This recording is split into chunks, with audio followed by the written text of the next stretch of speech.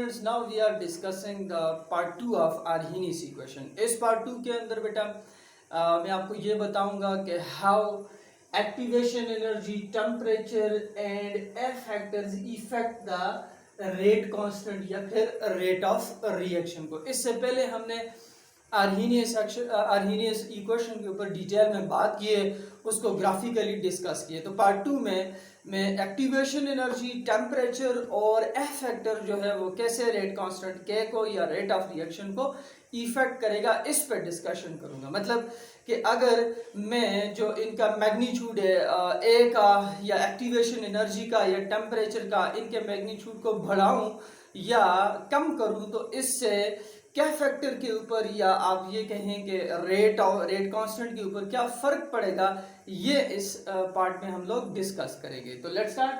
आपके सामने मैंने लिखी हुई आर्हीनियस इक्वेशन आपको नजर आ रही है बेटा. क्या है?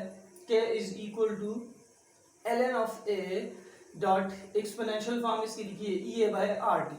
आप समझ लें एक चीज बेटे कि जितना आपके पास इसका मैग्नीट्यूड ज्यादा होगा, ठीक है, जो कोलिजन फ्रीक्वेंसी का मैग्नीट्यूड जितना ज्यादा होगा, नंबर ऑफ इफेक्टिव कोलिजन या फ्रूटफुल कोलिजन ज्यादा होंगे, उतना क्या फैक्टर क्या होगा जी आपके पास ज्यादा होगा. और जितना क्या फैक्टर ज्यादा होगा तो आप देखें तो के का जो रिलेशन है रेट ऑफ रिएक्शन के साथ क्या है, वो डायरेक्ट है आपके पास, तो उतना ही फिर रेट ऑफ रिएक्शन भी क्या होगा जी, ज्यादा होगा. इसी तरह से ये वाली जो टर्म है, जितना आप इसका मैग्नीट्यूड ज्यादा करें, ठीक है, तो उतना ही आपके पास के का मैग्नीट्यूड ज्यादा होगा रेट कांस्टेंट का, और उतना ही फिर रेट ऑफ द रिएक्शन भी क्या होगा जी, ज्यादा होगा. एक बात याद रख लें बेटा, ये जो आपके पास कोलिजन फ्रीक्वेंसी है, ये दोनों और ये टर्म है, ये दोनों एक दूसरे के ऊपर डिपेंड कर रही है. मैं आपको सेंस में बता दूं कि अगर मैं जितना नंबर ऑफ इफेक्टिव कोलिजन को बढ़ाऊं तो आपके पास रेट कांस्टेंट के का मैग्नीट्यूड बढ़ेगा, जिससे रेट ऑफ रिएक्शन बढ़ जाएगा. ठीक है बेटा. तो पहले मैंने ए पे बात कर दी. अब जरा डिटेल में इस फैक्टर के ऊपर डिस्कशन करता हूं. आप देखें वैल्यूज के साथ इसके मैग्नीट्यूड के कैसे इसका मैग्नीट्यूड जो है वो ज्यादा या कम करने से आपके पास के का जो मैग्नीट्यूड है वो ज्यादा या कम होगा. विद वैल्यूज मैंने आपके सामने रखा हुआ है. देखें टेम्परेचर जो है वो मैंने लिया हुआ है let's say 20 degree C kelvin में 293 केल्विन. एक्टिवेशन एनर्जी है आपके पास 50 किलो जूल पर मोल, या आप इसे लेके 50,000 जूल पर मोल. ठीक है. अब इन वैल्यूज के साथ आपके पास ये जो फैक्टर है आर्हीनियस इक्वेशन में, ये मैंने कैलकुलेट किया हुआ है इन वैल्यूज के साथ. जैसे टेम्परेचर को मैंने 20 डिग्री सी और एक्टिवेशन एनर्जी को ये रखा हुआ है. आर जो है आपके पास हो गया यूनिवर्सल गैस कांस्टेंट है, उसकी वैल्यू 8.31 होती है. मैंने वैल्यूज पुट किए बेटा आपके सामने.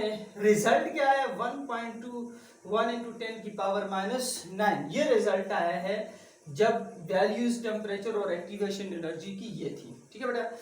अब दूसरा गैस अगर मैं लूं तो आपके पास लेट टेम्परेचर जो है वो 10 डिग्री अगर मैं राइज करूं, आपके पास 30 डिग्री सी हो जाए. केल्विन में 303 केल्विन आप इसे ले सकते हैं. बाकी वैल्यूज वही हैं. एक्टिवेशन एनर्जी को भी मैंने सेम रखा है. ठीक है. आर की वैल्यू इसी तरह से आपके पास, और 303 आपके पास क्या है जी, ये टेम्परेचर की क्या होगी जी आपके पास वैल्यू होगी. ठीक है. अब आप इसे सॉल्व करें बेटा तो क्या है 2.38 into 10 की पावर -9. क्या हुआ है आप खुद देखें. तो आपके पास जो रिजल्ट आया है बेटा, ये वाला रिजल्ट, ये थोड़ा सा क्या है आपके पास जी, ऊपर वाले से क्या है जी ज्यादा है. ठीक है. इस वाले से आपके पास क्या है जी, ये वाला रिजल्ट ज्यादा है. क्यों? कि आपने टेम्परेचर को बढ़ा दिया है. तो इसका मतलब ये है कि ये जो टर्म मैंने यहां पर लिखी हुई है, अब आप देखें जरा इसको, जितना आप इस टर्म में टेम्परेचर की वैल्यू को, इस टी की वैल्यू को इस टर्म में, ठीक है, आप ज्यादा करेंगे, जितना आप ज्यादा करेंगे इसको, ठीक है बेटा, उतना ही आपके पास ये जो होल मैग्नीट्यूड है वो क्या होगा जी, ज्यादा होगा, बड़ा होगा इसका मैग्नीट्यूड. ये देखें ये बड़ा हो गया आपके पास. उतना ही फिर जो है रेट कांस्टेंट के का मैग्नीट्यूड बढ़ेगा और रेट ऑफ रिएक्शन क्या हो जाएगा जी, ज्यादा हो जाएगा. तो ये बात जो पहले मैं कर चुका हूं कि आप टेम्परेचर को बढ़ाएं तो रेट कांस्टेंट की वैल्यू बढ़ती है, उससे फिर रेट ऑफ रिएक्शन अल्टीमेटली क्या होता है जिसका मैग्नीट्यूड फिर बढ़ेगा बेटा आपके पास. तो ये टेम्परेचर का इफेक्ट हमने समझा. केस 1 में मैंने ये लिया, थोड़ा इंक्रीज किया, मैग्नीट्यूड को ऑब्जर्व किया तो मैग्नीट्यूड बढ़ा है. नाउ तीसरा केस है जिसमें थोड़ा एक्टिवेशन एनर्जी पे बात करता हूँ, वो भी वैल्यूज के साथ मैंने आपके सामने लिखा है. अगर टेम्परेचर केस 1 की तरह आपके पास 293 केल्विन ही हो, ठीक है, आर की वैल्यू सेम रहेगी, लेकिन एक्टिवेशन एनर्जी को मैंने क्या किया आपके पास 50,000 से 25,000 जूल पर मोल ले रहा हूं, ठीक है। आप एक्टिवेशन एनर्जी के बैरियर को कम कर सकते हैं, आपको पता है, बाय इंट्रोड्यूसिंग द कैटलिस्ट, ठीक है। कैटलिस्ट जो है वो अगर आप एक रिएक्शन को in the absence of catalyst कर रहे हैं तो उस रिएक्शन के लिए जो एक्टिवेशन एनर्जी का बैरियर है, जो एनर्जी का हम्प है, वो आपके पास ग्रेटर मैग्नीट्यूड का होगा एब्सेंस में। अगर आप प्रेजेंस में कर रहे हैं तो वो जो एक्टिवेशन एनर्जी का बैरियर है या हम्प है जिसको रिएक्टेंट ने सरमाउंट करना है, एक्टिवेटेड कॉम्प्लेक्स बनाना है और फिर प्रोडक्ट में जाना है आपके पास, तो वो थोड़ा होगा जिस वक्त कैटलिस्ट प्रेजेंट होगा। तो लेट्स से हमने एक्टिवेशन एनर्जी को कम किया बाय इंट्रोडक्शन ऑफ कैटलिस्ट, तो आपके पास एक्टिवेशन एनर्जी की वैल्यू अब ये आ गई। अब देखते हैं कि ये जो आपके पास ये फैक्टर है, इस फैक्टर के ऊपर क्या फर्क पड़ा है जब एक्टिवेशन एनर्जी को हमने बढ़ाया है, ठीक है बेटा। तो आपके सामने मैंने लिखा हुआ है, ये वैल्यूज डाली है, रिजल्ट क्या है 3.47 इंटू 10 की पावर -5 आ गया आपके पास। तो इसका मतलब ये है, समझ ये आई बात कि बाकी टेम्परेचर तो वही था केस 1 की तरह। आप केस 1 को देखें तो ये केस 3 है, ठीक है। एक्टिवेशन एनर्जी को कम करने से इस फैक्टर का मैग्नीट्यूड बढ़ जाता है, और जो ही इस फैक्टर का मैग्नीट्यूड बढ़ेगा तो के बढ़ेगा, और के बढ़ेगा तो फिर क्या होगा आपके पास, सी रेट ऑफ रिएक्शन भी बढ़ जाएगा। लिहाजा मैं अपनी बात को एक्टिवेशन एनर्जी के लिए भी यहां पर आपके सामने लिख देता हूं कि जिस वक्त आप एक्टिवेशन एनर्जी को कम करेंगे, ठीक है, उससे क्या होगा कि इस पूरे फैक्टर का ये जो मैग्नीट्यूड है आपके पास वो इंक्रीज कर जाएगा, और जितना ये इंक्रीज करेगा उतना क्या इंक्रीज करेगा, उतना ही रेट ऑफ रिएक्शन में भी क्या आएगा जी, इंक्रीज आएगा।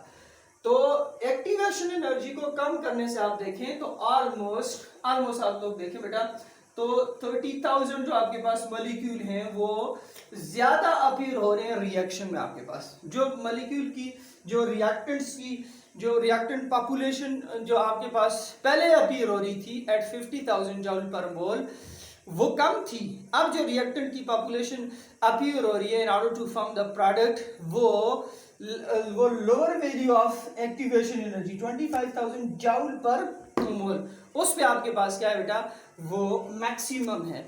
तो लिहाजा क्या समझे हम लोग इस पार्ट में, हमने बात की कितनी चीजों पे आपके पास बेटा, टेम्परेचर पे बात की हमने, एक्टिवेशन एनर्जी पे बात की, और हमने इफेक्टर पे बात की कि जितना आप टेम्परेचर को क्या करेंगे, ज्यादा करेंगे, ठीक है, उतना ही आपके पास क्या होगा जी, जो मैग्नीट्यूड है इस फैक्टर का वो बढ़ेगा आपके पास, के बढ़ेगा, और रेट ऑफ द रिएक्शन बढ़ेगा। एक्टिवेशन एनर्जी को कम करें, ठीक है, तो आपके पास मैग्नीट्यूड इस फैक्टर का बढ़ता है और के की वैल्यू ज्यादा होती है, जो कि अल्टीमेटली रेट ऑफ रिएक्शन को बढ़ा देता है, और ए फैक्टर को मैं आपके सामने डिस्कस कर चुका।